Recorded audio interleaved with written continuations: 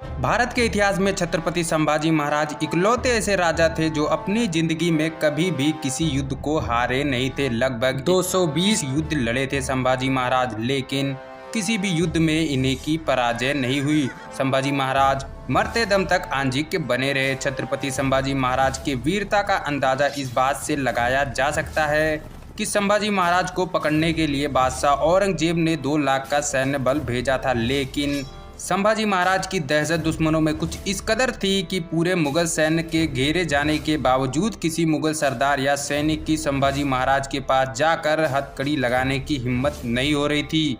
बड़ी मशक्कत के बाद संभाजी महाराज को कैद कर लिया गया, लेकिन मुगल सेना इतनी डरी हुई थी कि सांगमेश्वर से बहादुरगढ़ का अंतर सिर्फ 2 दिनों में पूरा किया। उन्हें पता था कि अगर मराठाओं को पता चला बादशाह राजा को कैद कर लिया गया है तो स्वराज की सारी सीमाएं बंद हो जाती हैं और स्वराज के सीमा के अंदर जो भी मुगल सैनिक है उसकी मौत निश्चित है।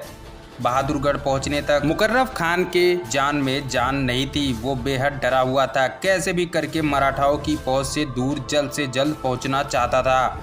संभाजी महाराज के कैद किए जाने की खबर औरंगजेब तक पहुंचाई गई और औरंगजेब बेहद खुश हुआ, क्योंकि दक्कन पर विजय हासिल करना औरंगजेब का सपना था। लेकिन यह सब करने के लिए मुगलों के रास्ते का सबसे बड़ा एक ही कांटा था, वो थे संभाजी महाराज। उनके होते हुए दक्कन पर विजय हासिल करना मुगलों के लिए असंभव था। इसलिए जब मुगल बादशाह औरंगजेब को यह खबर मिली तो उसने जश्न की घोषणा कर दी। यह दिन उसके लिए किसी ईद से कम नहीं था। पूरे शहर में जश्न का माहौल था। वहाँ सभी लोग देखना चाहते थे संभाजी महाराज को। लोग देखना चाहते थे कि आखिर वो संभाजी दिखता कैसे है जिसने पूरी मुगल सल्तनत के नाक में दम कर रखा था। संभाजी महाराज को कैद करने के बाद औरंगजेब के दरबार में पेश किया गया।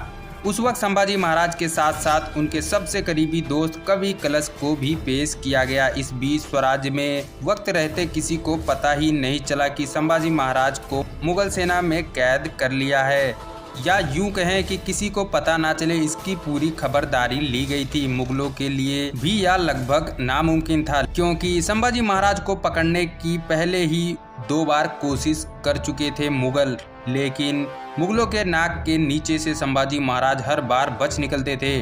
लेकिन वो कहावत होती है ना कि घर का बेदी लंका ढाए, यही यहाँ पर भी हुआ। संभाजी महाराज के साले गणोजी सिरके को संभाजी महाराज के पिता छत्रपति शिवाजी महाराज ने वतन जहांगीरी जमींदारी देने का वचन दिया था, लेकिन संभाजी महाराज के सत्ता पर आते ही वतनदारी खत्म कर दी। इस बात पर संभाजी महाराज के साले संभाजी महाराज पर काफ़ी नाराज थे। वो किसी भी तरह से इसका बदला लेना चाहते थे।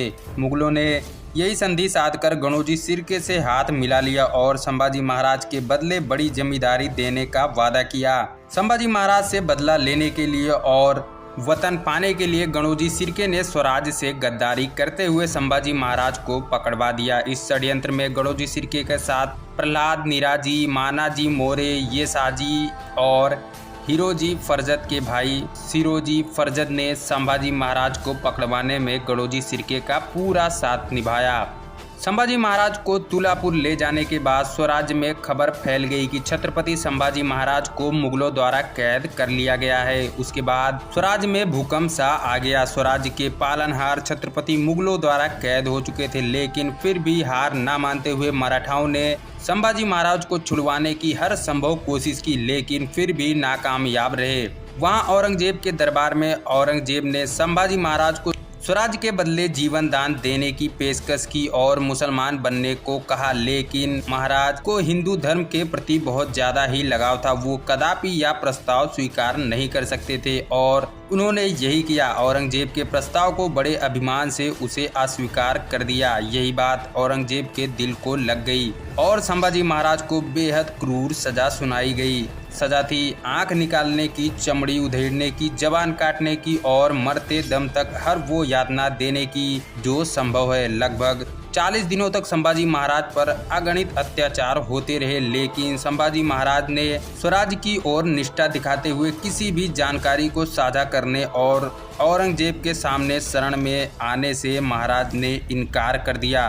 संभाजी महाराज ने अपने धर्म के प्रति इसी लगाव के कारण उन्हें धर्मवीर कहा जाता है। मराठी में इस प्रसंग के ऊपर काफी कविताएं लिखी जा चुकी हैं। 40 दिनों तक घनघोर अत्याचार के बाद आखिर 11 मार्च 1689 के दिन 32 वर्ष की आयु में संभाजी महाराज का दुखद निधन हो गया। अपने पीछे अपनी पत्नी येसुबाई को अकेला छोड़कर चल बसे मराठाओं के इतिहास की सबसे डरावनी और विचलित कर देने वाली हत्या थी।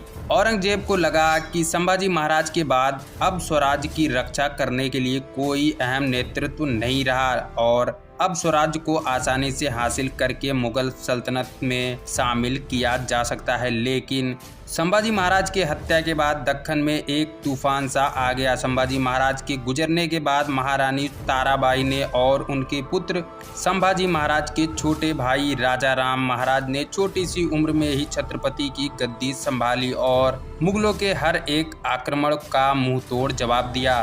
फिर राजा राम महाराज ने स्वराज्य के तीसरे छत्रपति के रूप में शपथ ली और आखिर में औरंगजेब का दक्कन को कब्जे में करने का सपना ही रह गया और मराठाओं की सत्ता फलती फूलती रही। फिर संभाजी महाराज के बाद छत्रपति की गद्दी उनके छोटे भाई राजा राम महाराज ने संभाली और छत्रपति बनकर स्वराज्य को मुगलों के हर एक हमले से बचाए रखा।